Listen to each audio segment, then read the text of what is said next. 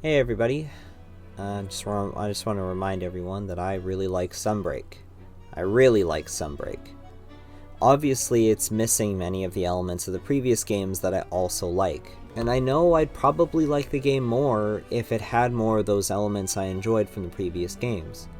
I've heard many people describe this lacking as a lack of charm.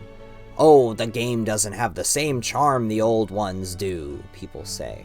They said this about World as well. And I do agree with this statement. I also believe that the game is missing the charm. But this statement bothers me because it's so vague. What does charm mean? I used to believe that charm was the aesthetics. That when we say that the charm was missing, that means that the aesthetics were wrong, they were different. And I've attempted to remedy this by modding the game, and I've replaced some of the sound effects over time. I've done this with Rise as well. If you listen, it's the classic Monster Hunter jingle. But this doesn't solve my issue. This doesn't add the charm back in.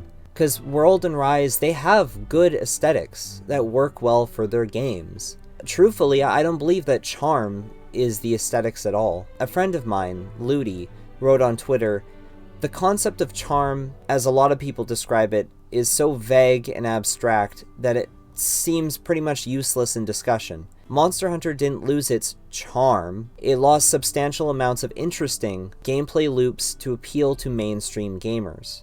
And that's basically what my Monster Hunter 2 video was saying, the 3-hour one. So I believe in order to truly restore the quote-unquote charm that's missing, it'll take more than just adding more fog or changing the sound effect. What I need to do to bring back the charm is to bring back the gameplay loops that are missing from the game. And that's why I tried out the Paintball mod. It's very intuitive. It doesn't affect other players unless they have the mod too. Then it works in unison among all players that have it. As long as someone on the quest throws a standard kunai at the monster is marked on the map for all players on the quest. Just like how the paintball used to work. The mod has options on how long it lasts, but usually I have it at the standard of only lasting 5 minutes. And as you can imagine, it's annoying, and I lose track of the monster all the time, and I'm running around for 40 minutes trying to find it.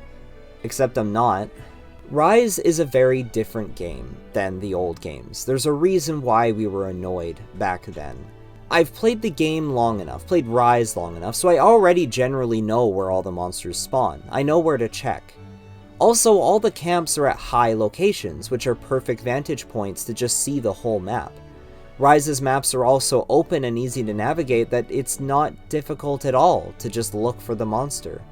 Actually, Rise is the best fit for simply using your senses to track the monster. It's never been easier to just look and see, so in the end, I don't even really have to paintball the monster anyway. I'll just forget to, and if I lose track of the monster, I'll just start looking again.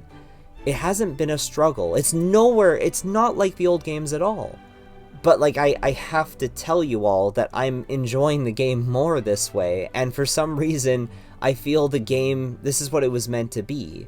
Like, it makes the experience whole again. I guess to try and explain, I am a patient person, so I don't mind losing track of the monster. And also, you all know, as I said before, I want a more involved experience than just the core gameplay loop of the boss fights. Monster Hunter should also have those other gameplay loops that complement the boss rush gameplay.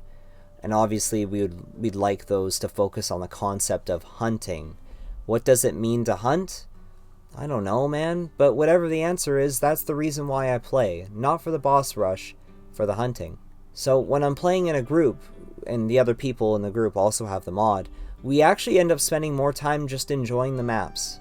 Just taking our time, gathering. We'll go and we'll wyvern ride the non-objective monsters, because we usually stumble on them before we stumble on the monster we're actually looking for.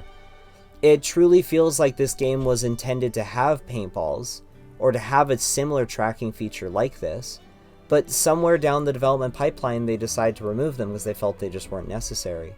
And of course, I have no proof to back up this claim, other than the game just feels right with the paintballs back in, like it was just meant to be. My final takeaway with all this is that I actually don't think Monster Hunter needs a tracking gimmick at all. And I don't mean that it should be like Rise and that we should mark the monster on the map. What I mean is there should just never be a mark for the monster on the map. Look, humans, us, people, don't doubt yourself. We're intelligent creatures, alright? Just use your brain. Use your eyes and your ears. As long as the maps are big and open, you know, they're open world, just as they've been, they're not closed off spaces. If they're like how they are in Rise, they're open and spacious, and maybe, you know, we do what World did and we give us context clues and tracks, we will never need paintballs or scout flies. I believe that reliance on these gimmicks has only trained us to be annoyed without them.